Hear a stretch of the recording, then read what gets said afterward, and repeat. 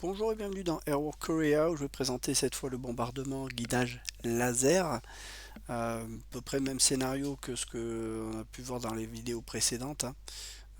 On va avoir un strike cette fois équipé de GBU 24 Paveway 3. Donc les scores à faire 5, 8 et 10. On en a deux par avion. Toujours un pilote Ace en air-sol. Et on va se fier surtout à cette partie-là. La partie guidage radar, enfin bombe guidée laser. La Target Approach Map. Donc on arrive sur la zone de la cible, on a tiré une carte menace, on est tombé sur un SA3. SA3 pour aller voir la carte. Donc vous voyez qu'on a un engagement qui est uniquement au-dessus de la cible, mais on a un SID qui va nous accompagner, qui va traiter la cible.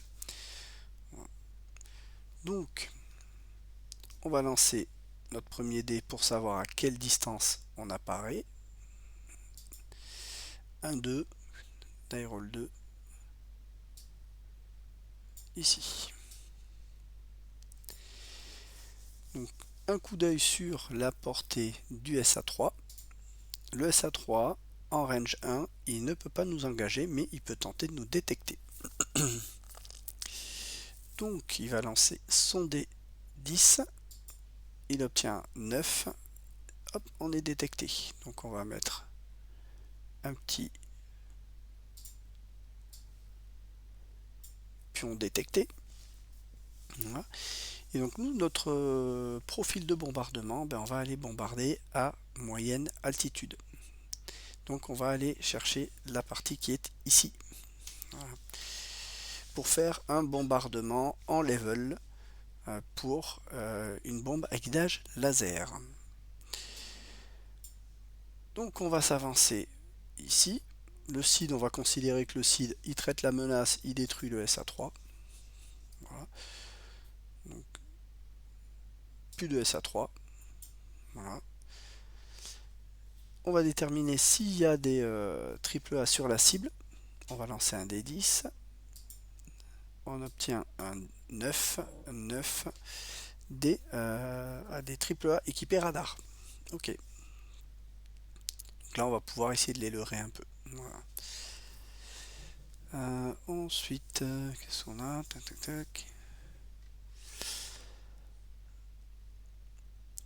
Donc, on va avancer ici. Effet de surprise. On va lancer. Est-ce qu'on a été détecté précédemment? Donc, on est à moyenne altitude. Précédemment détecté, oui. La menace engage en premier.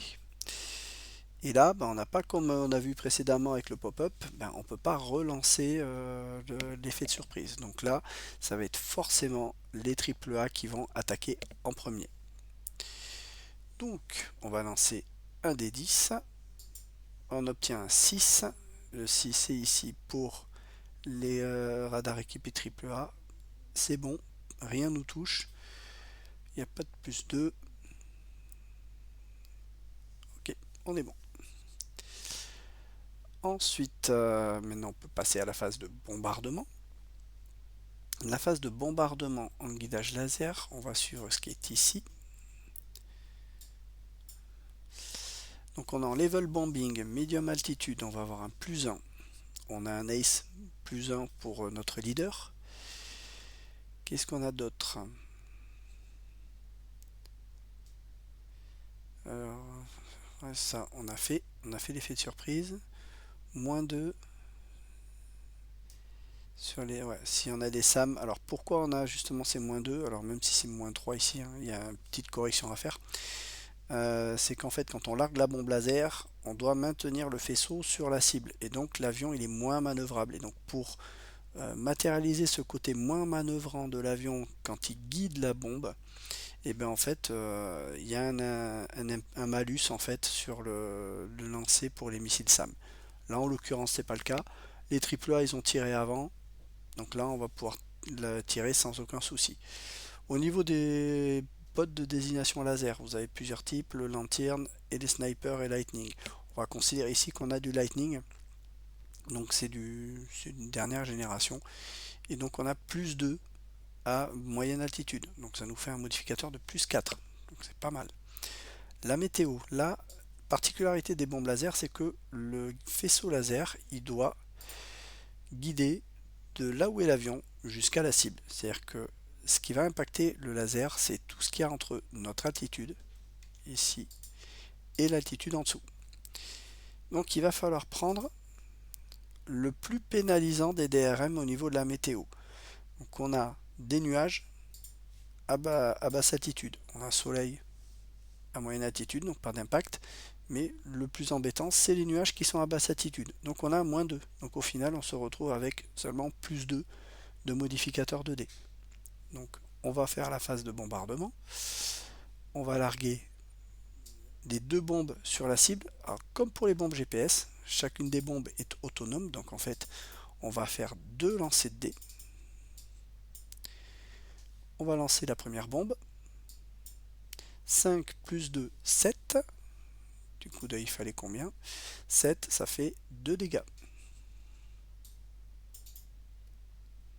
Voilà. La deuxième bombe, on relance un D10. Ça fait 7 également. On refait 2 dégâts.